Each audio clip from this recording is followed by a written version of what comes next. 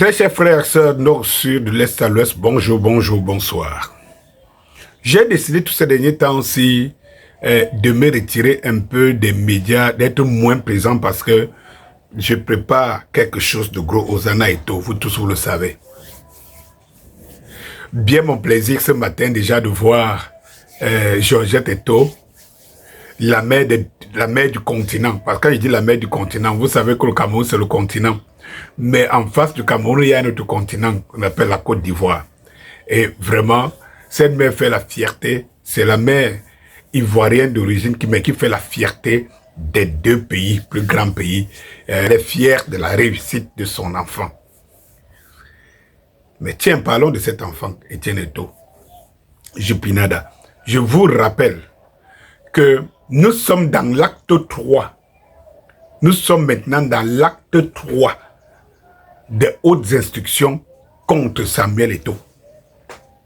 Des hautes instructions contre le peuple. Des hautes instructions contre les Églisiens. Nous sommes dans l'acte 3. L'acte 3, c'est que le mercenaire cochon gratté, le plus nul des entraîneurs occidentaux, est en mission dans les backpacks. Je vous avais dit ici que, et d'ailleurs, Koufondo nous avait averti ici que la hache de guerre est comme ça. Et je vous avais dit que le diable, ce n'est pas quelqu'un qui se convertit. Si le diable se convertit, c'est que le mal n'existe plus dans ce monde. Vous devez le comprendre. Le diable ne se convertit jamais. C'est qu'il marche parce que sa survie en dépend. Mais pendant qu'il est là, le premier trou d'air qu'il va voir, il va exploiter.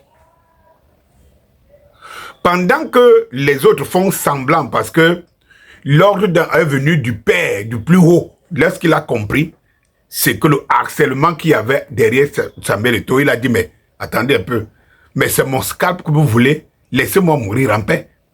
Alors, on a fait la paix des braves.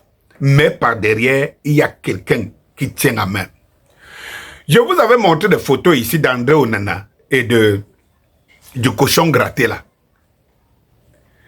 Et je vous avais dit que le véritable sélectionneur de l'équipe nationale aujourd'hui, c'est André Onana. Les gens m'ont dit, vous êtes en train de le voir des yeux. C'est André Onana. Pendant qu'Eto'o parcourt le monde à récupérer les joueurs, vous vous rendez compte qu'un entraîneur fait fi. Mais en retour, il vous parle d'un joueur de Porto. Tiens, Porto. Allez faire une corrélation entre André Onana et cette zone-là. Vous comprenez qui est le manipulateur. Lorsque vous entendez ce Marc Brice dire que André Onana aide beaucoup les autres gardiens, alors que actuellement, dans le monde du football camerounais et dans le monde des goals camerounais, on sait que c'est lui qui brille, n'étant pas dans le club qui fait briller, mais qui brille et qui a des éléments. Fabrice Ondoa. Pourquoi Marc Brice n'appelle pas Fabrice Ondoa? Comment on doit encadrer des gardiens alors qu'il y a un gardien qui est au-dessus d'eux, qui est là? Et là, les Camerounais ne parlent pas. Ils ne parlent pas. Voici Etienne Eto'o Pinada. Pendant que le même Marc dit qu'il manque d'attaquants, il aligne quand même des attaquants vieux qui sont plus capables de jouer 45 minutes. Il les aligne pendant 90 minutes. Et il y a des jeunes attaquants. Voilà Pinada Eto'o qui chauffe de tout bois. 9 buts en 10 matchs. Ariel Valcano, il n'est pas appelé. Parce que c'est le fils d'Eto'o. Et parce qu'on veut montrer qu'on peut se passer d'Eto'o. Et il y a des joueurs qui ont dit oui entre-temps, qui ont quand même position stratégique dans des championnats et qui ont leur place à l'équipe nationale. On ne les appelle pas. En retour, si vous remarquez, c'est qu'il y a au moins dans cette équipe, vous avez au moins 3, 4 titulaires qui ne jouent pas, qui n'ont pas de club. Et c'est qu'on appelle. Et certains qui ont trouvé des clubs, ils ne sont plus appelés. C'est à croire que la haute mafia est revenue au sein de l'équipe nationale en quelque temps et qui est dirigée par le plus gros mercenaire nulard qu'on a. Bien, vous-même, vous voyez la mafia de nos yeux, mais tant que les victoires sont encore là, il y en a qui ne se réveillent pas. Ça, c'est la nature du Camerounais. Il se dit, oh, laissez-le travailler. Donc, on peut laisser quelqu'un travailler.